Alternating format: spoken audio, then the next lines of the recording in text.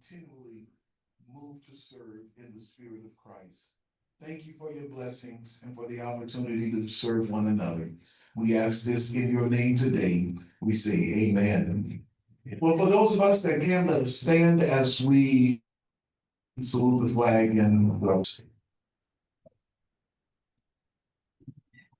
I pledge allegiance to the flag of the United States of America and to the republic for which it stands, one nation under God, indivisible, with liberty and justice for all.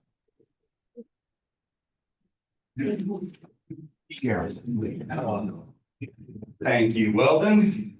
It's great to see everybody today. Just one quick note, we had to move Heidi down front here. She was misbehaving in the back of the class, so we had to get her down front here. That's not unusual, yeah. She and I have actually the similar personality types on the personality test, so you gotta watch me too.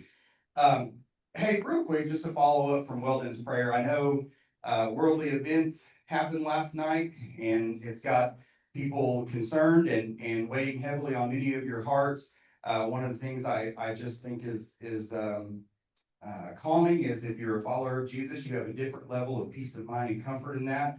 But we just want to make sure that we're all continuing to pray for our nation and our world as well, and all of those suffering and turmoil like that. With that said, I want to move forward. We're going to do our June Town Hall. We're going to start out with a little bit of, here we go. A little bit of Town Hall June fun here. If I can, let me see if I can get this advancing.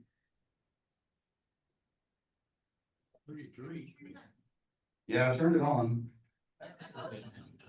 Maybe I need to go the other direction here. There will be no fun this morning. Give me just a second. Okay, we are on. Maybe. Who is that back there, Jacob? You want to advance for me?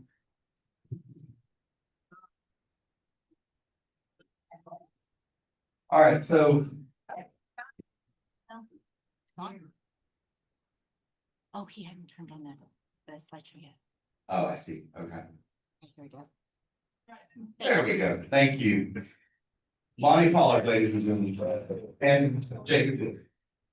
So we just thought it'd be kind of fun, real quick. We've got a packed agenda today, so we're just going to go through a couple of these slides here with you. But thought it'd be just kind of interesting to look at things that have gone on this day in history. That's always somewhat fascinating. This day in history, no babies, please. In 1920, the U.S. Post Office said children cannot be sent by mail. So we are certainly glad they did that in 1920, so we don't have to worry about that today. Makes you wonder what happened that they had to make that law. All right, DiMaggio hits 3 homers in 1937, 3 consecutive homers against the St. Louis Browns. Probably remember hearing about that. And Babe Ruth's farewell in 1948 on June 13th. Final farewell at Yankee Stadium, and he died on August 16th. The Miranda rights are established this day in history, June 13th, 1966. In 1967, Thurgood Marshall nominated as the first African-American Supreme Court Justice. 1967, some of you remember that. The release of the Pentagon Papers, June 13th, 1971. The Secret War. So the New York Times published that. Music history, 1980. Waterfall came out. Paul McCartney releases Waterfall on June 13th. And Charlene Gibson was born on this day in history. Right here in the back.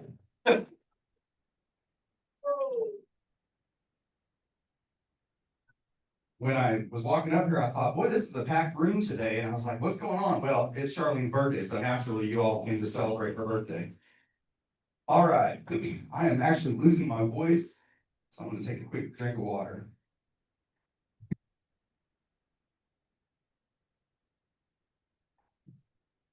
Okay, thank you. I heard somebody say it must be the weather. Yeah, it's not that I yell at my kids. It's the the allergies. Okay, well, what we want to do, we want to recognize our June Star winners. And let me look around real quick. Yes, I do see her. So our first winner works in our memory care area, and that is Miss Melissa Demenucci. So we want to bring Melissa up. Come on, Melissa.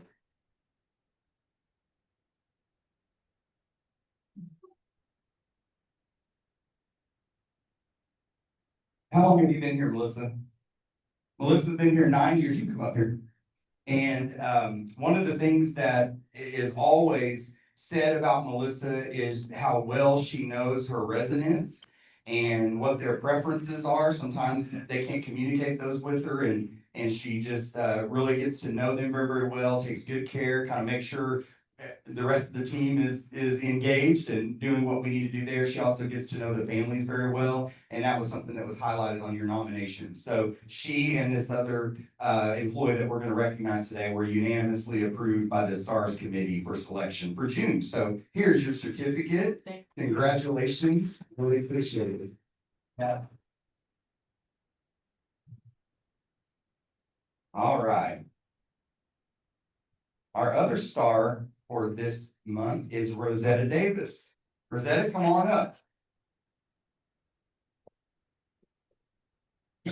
Rosetta is an LPN on our healthcare team. And what house do you primarily work in? Works in Bueller Place and Chapman Heights, upstairs. And how long have you been here?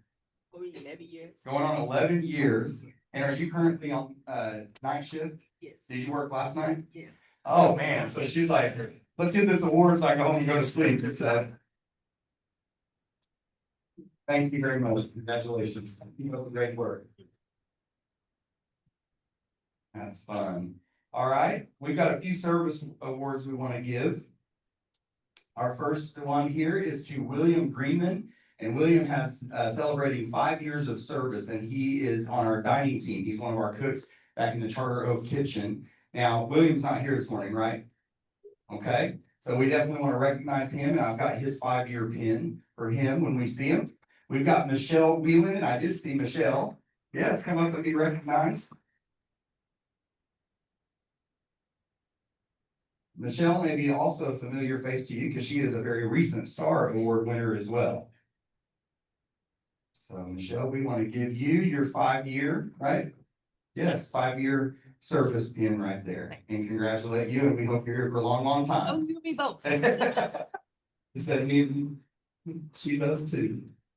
And our last one is Danelle Calix. Is Danelle here? Okay, and Danelle is a CMA in Holloman, and he has been here for 15 years. And so we want to give him a nice round of applause and recognize him.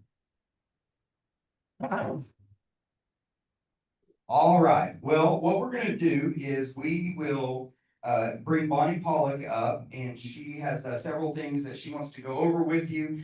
Dennis has some announcement that he would like to make. I'm gonna come back up, and this month I'm gonna present on our transitions process. That's what we're gonna take most of our time to do today. And then Irene will close this out with some exciting announcements that she has. So Bonnie Pollock. Hi. Of course. Barbie. Yeah. Hi, I'm Bonnie Pollock. I'm Vice President of Philanthropy and Community Engagement. I am super excited to announce we have a lot of referrals, so thank you guys. Maybe it was the incentive of $200 this month. So, with that being said, I'm gonna have Derek do the drawing. I'm gonna fan it out. What? Hold on. I'm not very good at fanning. Hold on. Don't take me to Vegas. Oh, okay, go. Okay. I really love to do this. Sorry, everything. It really is every I'm Sister. Who's the winner? You can read the name. Okay, Judy Long. Right. Great is that? And Judy Long literally just moved in. She's not only the winner, but she literally moved in the last 30 days. Like, kudos to Judy Long. So look at her, new member who you will meet in the next 30 days, as well as winner. Yeah. Kudos. And then my other two items are, so this is fun. This is where, sales and membership kind of meet, and since Carrie isn't here today, I'm gonna hit with it. So this is really about Crestwood parking. So one of the things I wanna ask is if you park underneath in Crestwood, and you are not currently using the spot that has your name in front of it, I would love for you to start using the spot that has your name, because that's very important to us, because as I'm sure you've noticed, lots of people are moving into Crestwood. And it is not the most neighborly thing when they go to pull into their new spot and someone's there. So, because we are neighborly, I would love for you guys to help us with that. So if you are currently parking underneath and you are not using your assigned spot, please go by Carrie's office, talk to her about that. If it's something we can change, we're happy to do that. Or if you don't have your name in your spot, we can make that happen, but know that we really do pay attention to that. And we are rapidly assigning those spots. And when a new person comes and goes to pull into their spot and someone's there, it's not as welcoming as you think. So, help with that would be greatly appreciated, so thank you. And then I am super excited, hopefully you guys saw in the, weekly update that we are excited to officially open the dog park, on the 25th of this month. Woo-hoo! I'm sure all of you have been by to see it. It looks amazing, and there's still a few things that we're working on. So hopefully you will mark your calendars for June 25th. At 10:30 in the morning. We will all meet by the brand new dog park and do its official ribbon cutting and blessing. So please mark your calendars for that, because we're super excited for that to come to campus. I talked a mile a minute. I'm so sorry. Any questions for me? Okay, thank you guys. I think it's Dennis's turn. Yep. Dennis? Don't try to leave. I'm just headed out the door.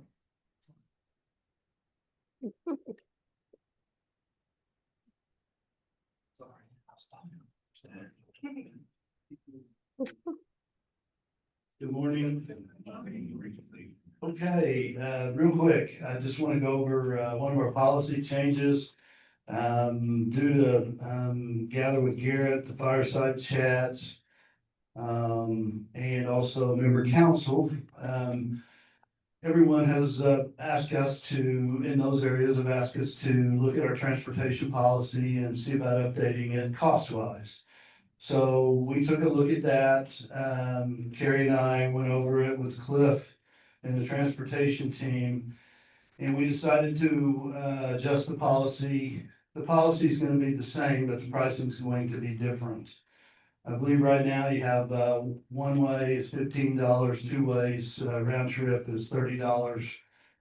So 0 to 2 miles, we're going to lower that to $10 round trip, which is $5 one way. 2 miles to 5 miles is going to be $20 round trip. That'll be $10 each way. I'm not sure why we would take someone one way, but maybe we would, I don't know. But anyway, it's $10 each direction. 5.1 miles to 15 miles is going to stay at the $30 fee, which is $15 per round trip, per trip. So hopefully those of you who use our transport, and then the transportation on campus is the same. It's free if you're transporting, if it's bad weather or something, you need to go to an event. We'll come get you and transport you to the building of that event. But hopefully those of you who use this to maybe go to the beauty shop or the dentist or the doctor that's close by, this will be a reduction in cost, and hopefully that'll help out. And we're glad to be able to adjust that. Hopefully, it'll be it's one of those good policy adjustments, not one of those ones that go up. So that's really all I have prepared. Bonnie talked about the dog park a little bit. So, and the only other thing is we started work on the end of Sandusky. So that started, and that should be completed, and the rain has held us up. on the front entry, we're about 2 weeks behind, so I think we'll catch up. Yes, Dennis, I had a question and maybe I just misunderstood it, but it said something about you use transportation that's not provided here, that there's a $30 charge. Does that mean if I have an Uber come get me at 5 o'clock in the morning that I have to pay the Uber and pay to Trinity Woods? no, you just pay the Uber. This is if you schedule transportation with us during our normal transportation hours. These costs would apply. We have a lot of ladies that go to beauty shops that are a couple of miles away, and that $30 fee was pretty expensive, so we adjusted that down to $5 one way, each way. Yes, Since we're talking about policy changes, uh-huh. we decided we'll go ahead and open Charter Oak earlier, We have not. So, where you could keep it under consideration. yes, we definitely will. One policy at a time. Yes. Yes, Dennis, I'm still not clear on this transportation. If you hire an Uber, who pays the Uber? you do. Then what's with the $30 charge? The $30 only has to do with if you book transportation through us. Through our scheduled business hour transportation. If you want to use Uber, you pay Uber, you settle with Uber, this does not apply whatsoever. I'm still not clear on the $30. We can talk to you a little bit afterwards. Okay. Like, Thank you. yep, Dennis? yes, I wondered, if a caregiver could have a parking place underneath with my name. Obviously, I don't have a car. And everybody's happy about that. But yeah, I'm wondering that's a possibility. It would be a lot easier for them. yeah, I mean, I think part of the mix of then the question was, could a caregiver have a designated spot? I'm assuming you're talking about underneath the garage at Crestwood. Is that correct? Yes. Yeah, underneath the garage at Crestwood. Part of the mix is we've only got X spaces. We've got about 82 or 83 spaces. We've got 20 spaces outside. All of our caregivers are considered independent contractors. And we ask the independent contractors to park with the employee areas, within the employee parking areas. If they need to give you a ride somewhere or something, they're more than welcome to pull up to the front door to do so, but part of the model mix of being able to, once Crestwood's full, we don't have enough parking spaces underneath, so we can't have independent contractors parking in the garage. Sorry, we would be able to do that. Yes, Andy. Yes, I just wanted to say, whoever turned in my key pass when it fell out of my pocket a couple of weeks ago, I do appreciate that. And also, I think the flowers that are around our campus this year are the prettiest in the 5 years that have been there. Thank you. Real quick, I just want to address the $30 fee. I think I see where the confusion is. So it says at the bottom, that Trinity Woods Transportation is unable to meet your needs and outside transportation is hired, a $30 charge will apply. So here's how that works. That is mostly in healthcare. If you have to use an outside transportation source that costs $100, Trinity Woods only bills you $30 for that, because that's what our transportation policy is. So that doesn't have anything to do with Uber or anything like that. Okay? Okay. Yeah. And what is the round trip fare to the airport? I'm assuming that's gonna fall in the 5 mile range, so it's probably gonna be $30. Round trip. Go ahead, Bob.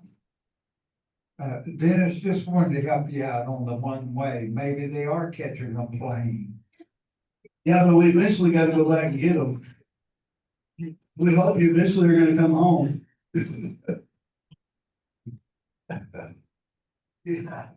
Dennis. Yes. Was talking about people who live in Crestwood who don't drive Uh-huh. for their caregiver to park there. No. Sorry, we have to have that for people for the building. Yeah, they're welcome to park in our designated employee parking areas.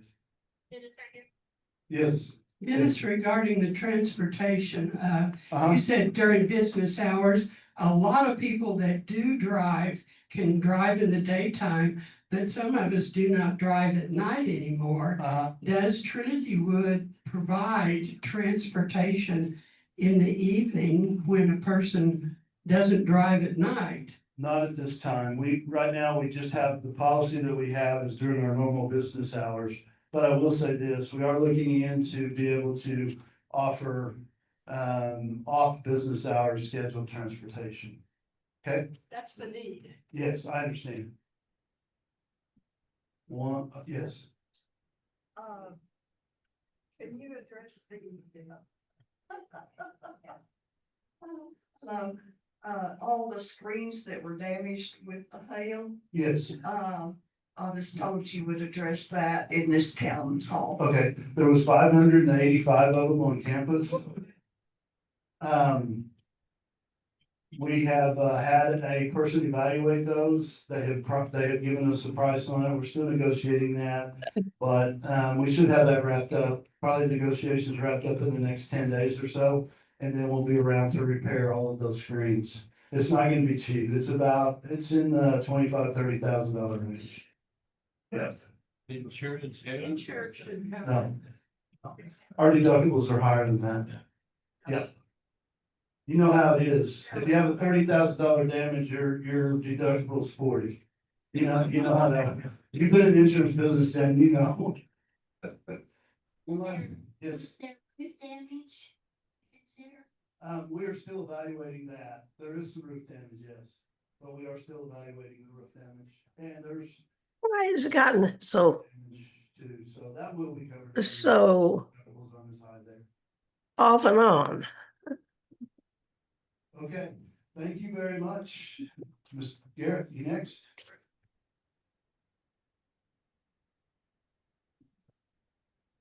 Sir?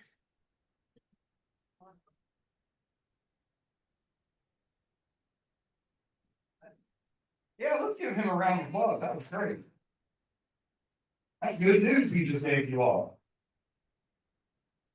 I actually heard that Andy was offering a tomahawk steak as a reward, and so in that case, I'm the one that found your card, Andy.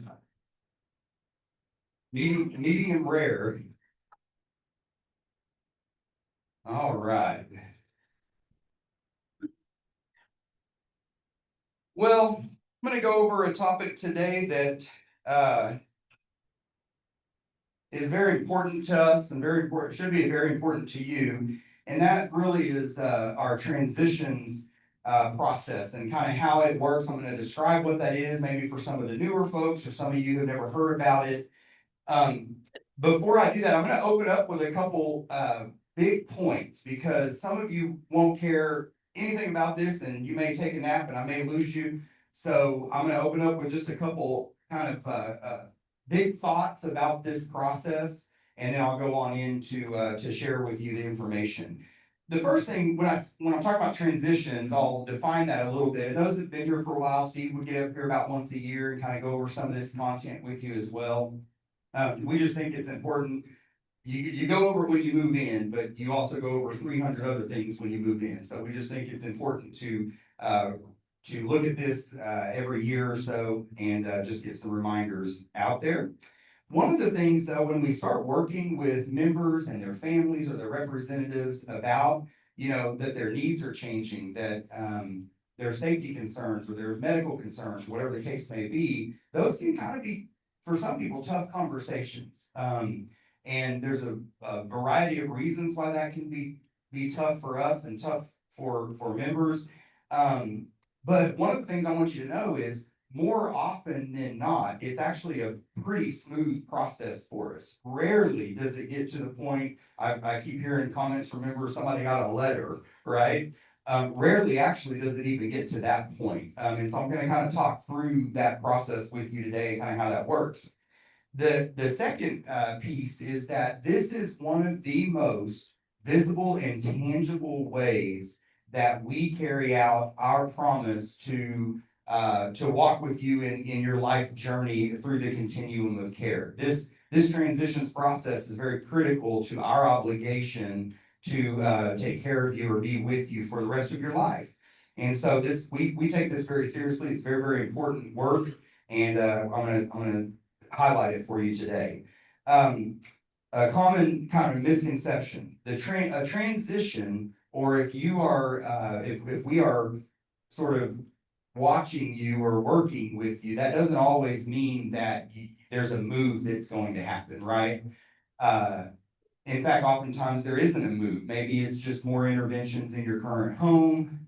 Maybe there's some tweaks that you can make environmentally in your home, or additional caregiving or family involvement. So it doesn't always mean just when, Carrie calls you, or Dennis and I come and visit you, or whatever the case may be, that it's time to move. So that's a common kind of misnomer, misconception I wanted to clear up. Sometimes it does mean that we've got a move coming, and now you are taking advantage of the full continuum for which you signed up. And then finally, this process, you might not know this, some of you may, this is not unique to Trinity Woods. Every life plan community I've ever worked with, been a part of, talked with, they have their version of transitions team. They may call it something else or whatever the case may be, but this is not unique. So this is, for those ones that are kind of tough sometimes to work through, and you've got family challenges and different things. I just want you to know we're not alone. This is not unique. This is a very natural, common process that exists in the operations of a life plan community. So as we think about this, we always think about our mission first, serving the Trinity Woods family in the spirit of Christ. We make sure we understand that each person and each situation is unique, and there's not a manual or a one-size-fits-all approach to this. And so we always want to keep our mission and our purpose in mind with that. So what is the transitions team? Well, after you move in here as a member, we as Trinity Woods, we sort of start that neighborly caring for you and with you. It's our responsibility to monitor the ADL needs of the members of the Trinity Woods community, and that responsibility is carried out through the confidential work of the transitions team. When I say ADLs, I mean activities of daily living, and we'll look at those here in just a few slides. We want to provide guidance to you. We want to provide guidance to your representatives and your families if that's appropriate in your unique situation. Maybe when you're facing something acute that's short-term, or something that's chronic, like long-term need, or simply that you're advancing and progressing and your needs are changing. The goal of the transitions team is to work collaboratively with you all. This is not us making decisions for you or without you. This is collaborating and working with you to find the arrangement that is most suitable for your unique needs and your unique situation. So that's really what the transition team is. Who is a part of the transition team? And over the years, this can also evolve. So this list isn't even exhaustive. I may say, hey, we have needs that are evolving with, baby boomers that are different from the greatest generation, or just whatever those dynamics are. And I may say, hey, this particular discipline needs to be represented on the transitions team. But by and large, I'm there, Dennis there, Emily's there, Carrie, Brittany, Lupina, Weldon. These are some of our transition team members. And I am going to take questions at the end, by the way. So I mentioned that this is not necessarily unique to us. Many of us who have come from other places, and certainly our team members that have been here for a long time, we've got a lot of experience in this. Well, and the thing about experience is what happens. Well, you learn along the way, and you start to discover trends and patterns and things like that. So here are a few things. This list is also not exhaustive, but here are kind of a few of the low-hanging things that we've learned over the years that are pretty consistent with each member and family that we've worked with. One of those, and first and foremost, you want to be involved. Members want to be involved in this. They want to drive the decision-making. They want to have input. We want to treat, and you want to be treated with respect and consideration. I mentioned that of your unique situation. We may be coming to a recommendation based on our experience with somebody else. And you may feel like, well, that's them, I'm me. That doesn't apply to my unique situation. So we know that that's true for most of the members that we work with. We don't want surprises, right? This is why it's so important that we have a Carrie Matheson position here, right? That we are developing those relationships, and we know you from day one, actually even before day one, when you're working with the sales teams and you come in and you do your ADL meeting and that sort of thing. That's why that's so important, is because we don't want surprises. You don't want surprises. We want these conversations to be taking place long before a new intervention or a transition is needed. So that's pretty consistent among most of the members that we've worked with over the years. Excuse me. Members want to be valued and known as a person. They want their feelings to be acknowledged. That's always, we're all human. We all want that. We want that as employees. You want that as members. Your families want that for you. Members want to know their choices and want to live as independently as they can for as long as possible. And that right there is probably the number one thing that we hear is, I don't ever want to move beyond an independent living level, or if you are at an assisted living level, I don't ever want to move beyond an assisted living level to a long-term care level. Though that's one of the very common themes that we hear often. Excuse me.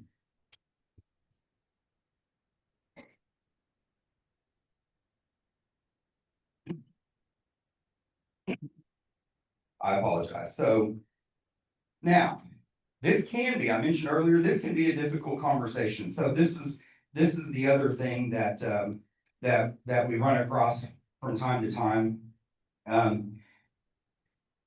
Most often when it becomes a challenging interaction with people, it's usually because everybody around them in their life, including us, sees that their needs have changed, that there's some safety concerns, there's some just unique challenges, right, in their ability to manage their own activities of daily living, but they don't see it. And that is tough. And we empathize with that. We experience that a lot. And that's probably one of the main reasons why these transition conversations can become challenging on occasion, is that we don't see what everybody else sees going on with us. We have made a promise to attend to those needs. Oftentimes it involves discussing very personal and, yes, sometimes awkward scenarios. Again, each person's situation is unique. Sometimes it's very intimate, it's very personal. You've got unique medical challenges that we have to consider, or whatever the case may be there. Sometimes it's awkward because all of our families are different, right? We love our families, but sometimes there's just dynamics there that are just unique and challenging, and so it can get kind of awkward there. We want to have good communication and build trust. That's really my take-home message right there. I could probably stop there, and some of you wish I would, but we want to have good communication and we want to build trust. That is, when we see these work seamlessly, it's because we've built good communication and good trust with that person. So that's probably, you can take that one to the bank there. We want to make the process non-threatening, and we want to inform members about their choices. Again, there's not just one choice, right? We want to customize your living arrangements and your living experience here to your needs. Here are some of the things that we've heard, perceptions from family members. And so what happens is, you are here, you live here, we work here, we're here all the time. Your families are not, right? And they're intermittent. They come, some are more involved than others. So they don't get to always see the good, the bad, the ugly. You know, they're getting a little bit of a cross section of the life experience here. And so we run a risk. Trinity Woods runs a risk of changing your family's perception when we start to engage in these transition conversations with you. And here are some of those comments that we've heard, or feelings that people have expressed over the years to us is, well, why is Trinity Woods doing this? Why are they doing this to me? And again, that is not what we want, but it's certainly a perception that can be out there from a distant family member who just, feels like they're not really acutely aware of the situation. I don't want Trinity Woods to interfere. So that's tough, because When you move in here, you have entered into a relationship with us. And we are a part of your life now. We are part of your life's journey now. It's not our intention to interfere. Trust me, we've got plenty to do. But we are naturally a part of your life now, and you're a part of ours. But we do hear that from families. I believe Trinity Woods is motivated by money. And I can really pretty much assure you, and if Jerome were up here, I think he would say the same thing. There is rarely a transition on this campus that actually financially benefits Trinity Woods. We don't talk about finances in a transitions meeting. When you're on the agenda, we don't talk about that. We don't look at that. We don't consider that. Now, when we get into the part of the process with people who are going to need to make a move, then certainly they're going to want to talk about their finances with us, because if they're going to an area where the rate is higher, we want to re-look at their financial picture. Or if the recommendation is that they have to get, they need to get more assistance in the home, then those costs would certainly go up. But the safety decision to get people in the right, level of living, or to get them the right care in their home, is never usually beneficial to Trinity Woods financially in the long run. We typically actually have increased costs associated with that. And I'll talk about that. I no longer feel I can trust Trinity Woods staff, and I disagree with Trinity Woods' conclusion. So those are a few things that we hear sometimes from families and from members. Nevertheless, we still have this obligation to help you have the best experience possible, to help you be safe, to not overburden your neighbors, and to also not put other people in danger. And so it may be that, hey, we've got to have a conversation with you about driving. And on occasion, we do have those conversations with folks, and sometimes the family, that they may not have family, or sometimes that's not a conversation that the family is equipped or resourced to have with the member, and the member does not realize the safety concern that they are to others with their driving. And so, but nonetheless, we've got to have that conversation. We just can't have people, wrecking and being a danger to others on campus. So that's one of the examples. I'll remind you all again, just why we think this is so important. We think that we know that this is so important that it's actually in your residency agreements. Bullet number 2 here kind of reminds us that the requirements of residency is defined as paying bills and living peaceably in the community, keeping the premises clean and safe. All of those things are considerations. It doesn't necessarily just mean that a person's medical situation has deteriorated or, advanced or progressed to the degree that they need other assistance. You live in a community now. You don't live in a standalone home that you own. And so all of those things are considerations that we have to take under consideration. I mentioned activities of daily living. And, if you had loved ones at higher levels of care before, or you've been in and out of a hospital, or whatever the case may be, or if you're a healthcare professional yourself, you probably heard that term. We use that. We like acronyms. But activities of daily living, this is a key part of continuing to meet that requirements of residency. And I'm going to show you a slide here in a minute that looks at some of those ADLs. But is ensuring the member is capable of meeting his or her ADL needs, either alone or with that assistance of others. Okay, and members who regularly demonstrate unmet care needs, that is usually primarily what triggers the transitions team to start engaging, kind of start working with that individual. Now, here are some of it. You may not be able to see these. I'll go through just a couple of these. Again, this list isn't even necessarily exhaustive, but this is the list.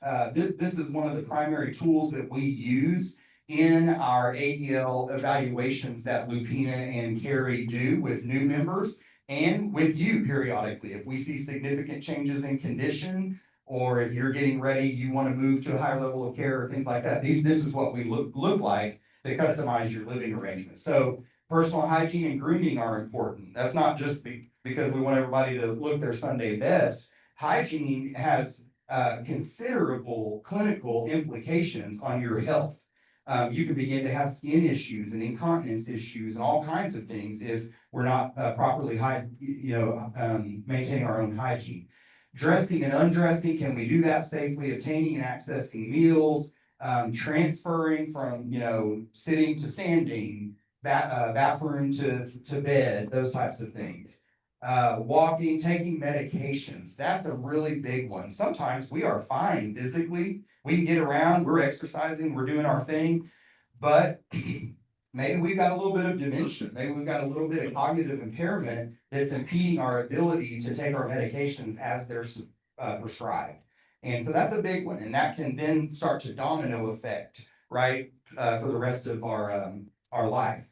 Shopping for groceries, these are kind of what's called independent activities of daily living, paying bills, making telephone calls, shopping, obtaining the things that you need in your home. So these are some of the activities of daily living that we look at and that we talk about when we're meeting with you to say, hey, we've got a concern that you've reached beyond the point of being able to maintain your activities of daily living.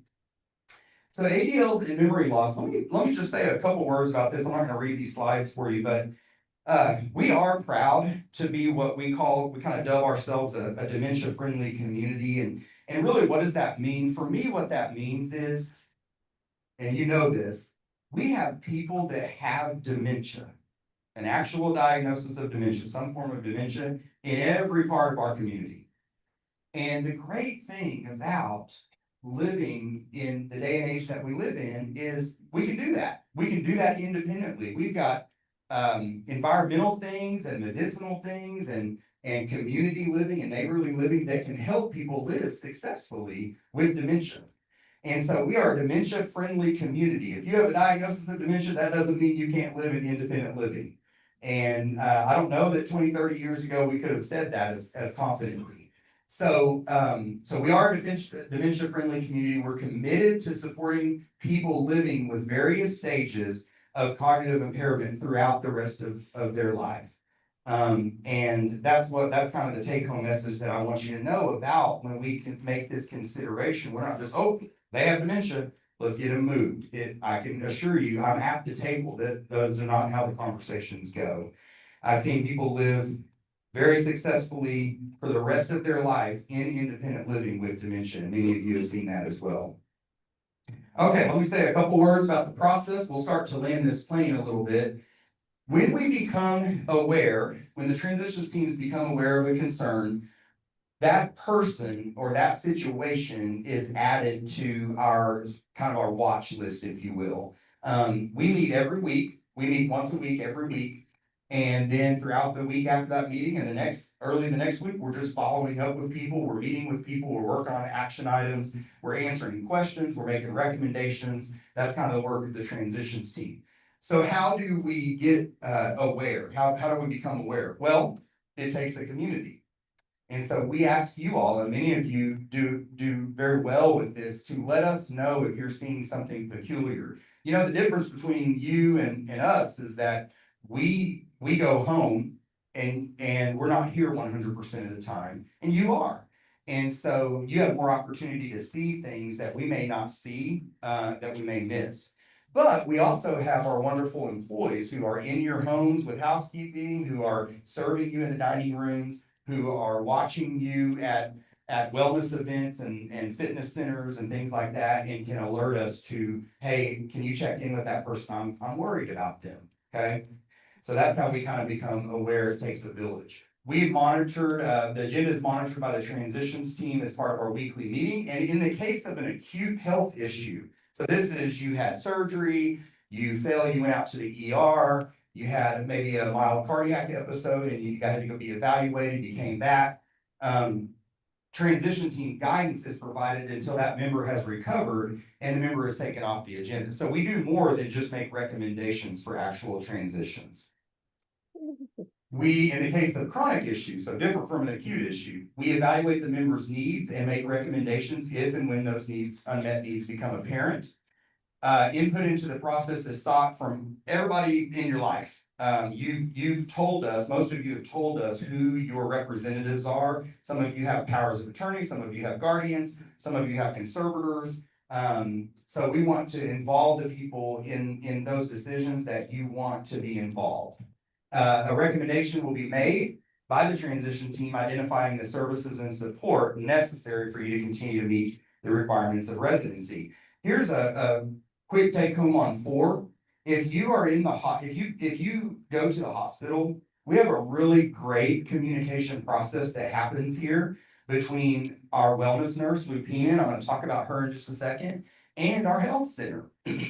And so the minute you get admitted to the hospital, we have a person that works in our health services area that follows your stay in the hospital.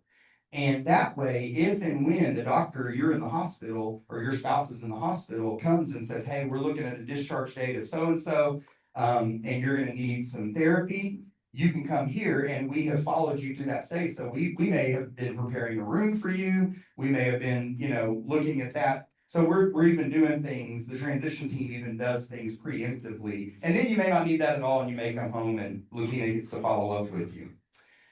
The principal guide to the transition team's intervention, well, first and foremost, the mission, vision, values, the culture of courtesy. We don't want to do this at you. We want to do this with you collaboratively.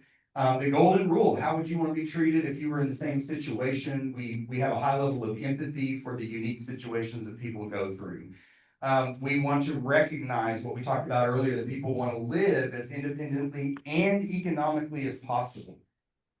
So we've made the promise for you members who have moved in to take care of you for the rest of your life, even if you exhaust resources for no fault of your own. But we also understand that none of us want to exhaust resources. Even if we know we have the promise of being cared for, we want to be good stewards of our resources. And that's what we hear a lot from members. So we want to take that into consideration as well.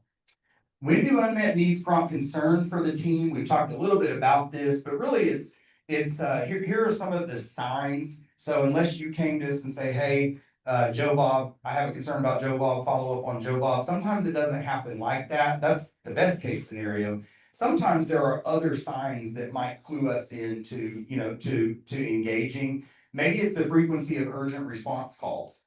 Maybe we've had, 6 pending calls from a resident in a month and 4 of those were falls, right? So we might want to engage a little heavily, check in on them. How are you doing? And then oftentimes we'll find that there's an unmet ADL need there.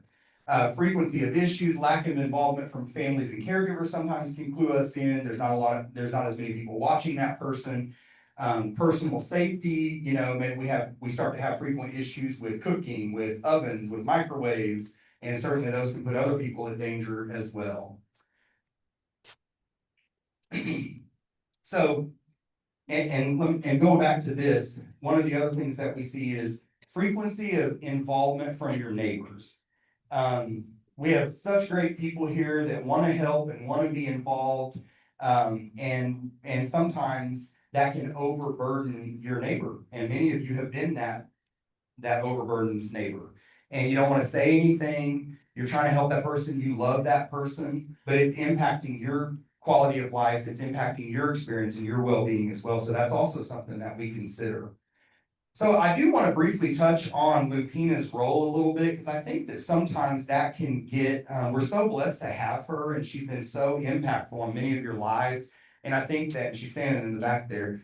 But I think that sometimes it's helpful just to kind of revisit what Lupina does and what she's here for. And again, this is not exhaustive. It would be impossible for her to write down everything that she does and does throughout the day. But I really look at Lupina, and this is really the take-home message, and you online people, she's not a bedside nurse. That's not what she does here. That's not the purpose of her role. And so a lot of us, when we think of a nurse, and certainly in history, I look at that kind of like a bedside, somebody to help me with my needs and that sort of thing. And so I look at her more of as an administrative and consulting nurse. Certainly when she's here, she can help do emergency response, not a bedside nurse. She's not the one that's going to come help you with, help somebody with incontinence management or help somebody with, those types of things. And so if we just kind of keep that in mind, I think it will help us to keep our expectations of that wellness nurse positions within reason.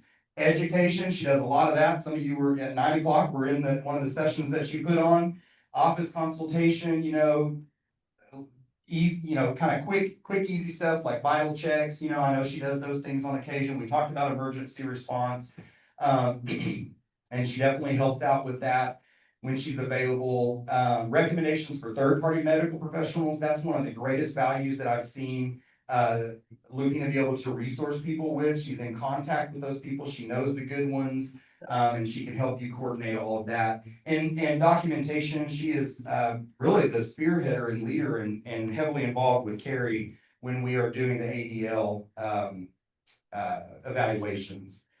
What is not included in her role, I've already mentioned this, she is not going to administer medications or set those up. That is not an independent living function of a service that we provide, because we actually we're not privy to your unique medical situation like we are when you're in one of the licensed healthcare areas. Okay, you can't. Ongoing treatments, wound care, no.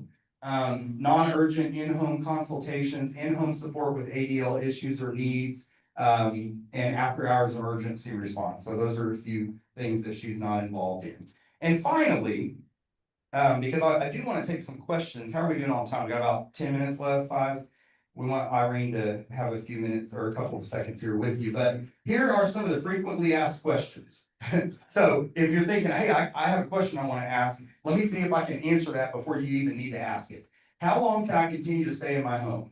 Well, as long as your ADL needs are either being met by you or by another person in that home, that's how we roll with that. How does the process unfold when a member's care needs change? Well, those who regularly demonstrate unmet care needs, and that regularly demonstrate is important because sometimes it's just something acute going on, and somebody like a Lupina or like your family member or somebody can maybe make a recommendation. Hey, go to the lab and give some labs or whatever. Maybe it's just an antibiotic that somebody needs. So just because they've demonstrated an unmet care need one time doesn't mean it's their new normal, right? But those who do demonstrate that regularly and routinely no longer meet the requirements of residency, either now because they're a danger or safety concerns to themselves or others. So that's that question. Who can provide in-home care? Spouses and family members can do that. And if you don't have a family member that can come and do that with you, then it must be a licensed home care agency. They've got to be licensed as a business and bonded with insurance, a licensed home care agency. What are the members' choices if they're unable to meet those requirements and determine that in-home care is neither practical nor cost-effective? Then they have the option to moving to the appropriate level of care when accommodations are available. Home health services must be provided to ensure all ADLs are met until those other accommodations are made. So it may be that we say, hey, we need to look at a move to assisted living. Unfortunately, at that time, we don't have the unit available for you. Let's go ahead and get the in-home care set up temporarily until that transition can be made. What are the requirements for third-party caregivers? All private duty caregivers delivering services on Trinity Woods must meet the following. So they provide, and this is the work that Carrie Matheson does. They provide a copy of the contract, service agreement, whatever they call theirs. They report to Lupina. So they're keeping her involved so that we can monitor your requirements of residency, any change in your condition. They're going to report that to her. We want them to. They want to adhere to the same rules of conduct that govern our employees. So we talked about parking, for example, earlier, that sort of thing, and provide appropriate licenses and or certificates. So if your need requires a nurse, they need to provide us with the evidence that that person is a nurse conducting nursing care, if it's a medication, so on and so forth. What is the cost? Now, this is not gospel necessarily, but here's kind of a range that you can kind of expect today. I have updated this. So you can see that companion assistance, which is kind of a lay person, people that can take you places, help you with shopping, sit with you, take care of a couple things around the house. That's the price there. These are per hour. CNAs can provide some basic nursing duties, nursing assistant duties, and then nursing there. So you can see that can get pretty expensive depending on how much you require. By and large, what we see, and we make adjustments to this all the time. So somebody may be transitioning back to independent living from the health center because they had a skilled stay. and they need 3 weeks of, 12 hours a day assistance, that's what you'll pay. But then at that time, we reevaluate, maybe you don't need any more assistance after that, or maybe you cut it down to 2 hours a day. The nice thing about some of these agencies, including the one that's on campus here, is that they can do intermittent scheduling, and some of you have taken advantage of that as well. They can come do medication setup for half an hour, 15 minutes, whatever the case may be there. And then who makes the final determination? Well, ultimately, again, usually this goes very seamlessly. It's a collaborative effort. We're in alignment with the member and their family. On a very rare occasion, and those more challenging situations, ultimately Trinity Woods has to make those decisions. So I'm gonna pause there or stop there, and let's, that was a lot. I'm gonna take a drink while you decide what question you wanna ask.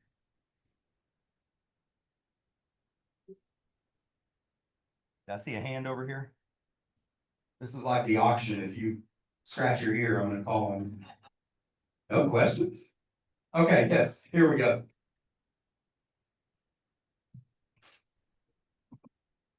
Irene, you can come on up. Couple of questions.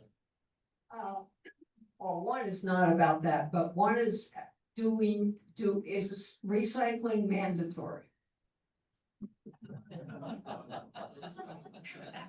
Recycling is not mandatory. It is strongly encouraged.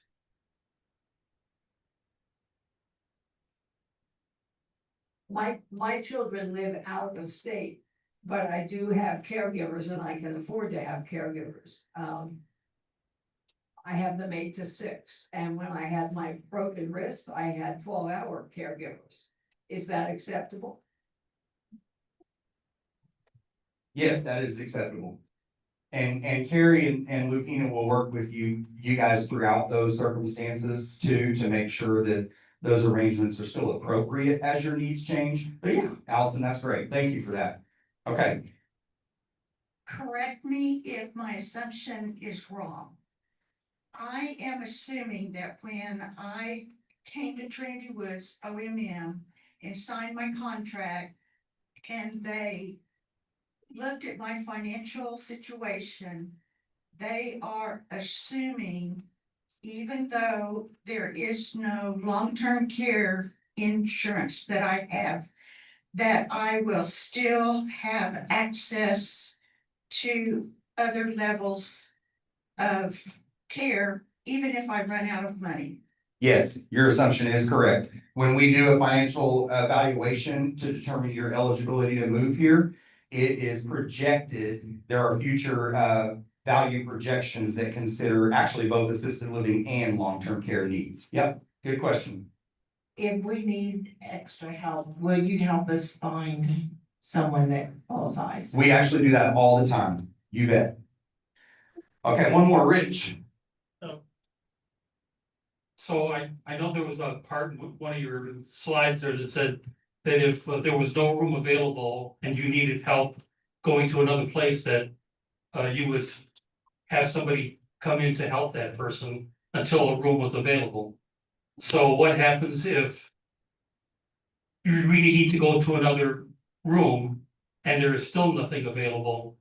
Do you help other people? You help that person go elsewhere? Or how does that work? Okay, so just to clarify, this is the statement I believe Rich is talking about. Home health services must be provided to ensure the needs are met until the accommodations are made. We are not providing that. That's you providing that. Right. Now, to the second part of your question, if you are a resident living in the health center, and you're in the hospital, or we don't have a bed available, there are times and circumstances where we could send you to another facility and pay for that. But the first bed availability that we would have available, you would have to take that. And if you chose not to take that, then you would start to become financially responsible at that other facility that you are at. Now, that has not happened that I'm aware of in maybe ever. here, certainly not since I've been here. Dennis is shaking his head. He doesn't remember a time that happened. But yes, that is an option that we have. Okay, thank you. I'm gonna stick around. We're gonna bring Irene up, I think. Oh, you're on. All right, thank you all very much. Sorry I went so long. And for the family member of a member here, I really appreciate the graceful and thorough presentation here. Thank you. Three things to remind you of. There's a lot going on, both on your wellness calendar and elsewhere, but I want to make sure you don't miss three of them. Next Thursday is our annual variety show. It's going to be amazing and highly entertaining. We're gonna set up lots and lots of chairs, so be sure to come, 2 o'clock right here. It's gonna be delightful. Friday, June 27th, is the launch of a new partnership we have with OU, University of Oklahoma. This came about through Don Stout, who lives here. And they are going to be providing a series of lectures for us over the year, and also helping with some other initiatives. And so the first of those lectures is Friday, June 27th at 2 o'clock right here. And they're going to talk about the exciting new development on the OU Tulsa campus, just a mile south of here. A new cancer research and treatment center will be built. And Dr. Kyle Brett will be here to tell us about that. So I know it will be a fascinating and important presentation. We do need you to make a reservation because they're bringing special cookies. And they need to know how many to make. So be sure to keep your eye out and make a reservation for that. And the third and last thing is, I hope you've all seen that we're gearing up for our annual Independence Day celebrations, which begin with our parade. Please sign up, think about participating in that parade in any possible way. You don't have to have a vehicle. You can have a bicycle. You can have a little red wagon. A grocery cart works very well. You don't have to have anything. You can take your dog. You can take your neighbor. Whatever you do, we just want you to be patriotic and celebratory. It's going to be fun. We're pushing the time up to 9:30, so it'll be 30 minutes cooler. And we'll have a great time, but we need to know if you're gonna be in the parade so that we can plan accordingly. So I get to wrap us up today, and I know we prayed to begin with, but with all the rain we've been having, all the problems it's caused, all the plans that have to be changed for it, there are also a lot of positives to do with rain. And it reminded me of one of my favorite prayers. So as we close, would you join me in prayer? Rain on me, Emmanuel, your light, your truth, your grace. Save me from my sinful self, wrap me warm in your embrace. Rain on me, O Holy Ghost, your comfort and your might. Teach and guide me in your ways that I may follow thee aright. Rain on me, my Father, your holiness divine. Create within my heart such love, so to do thy will, not mine. Amen, and go in peace.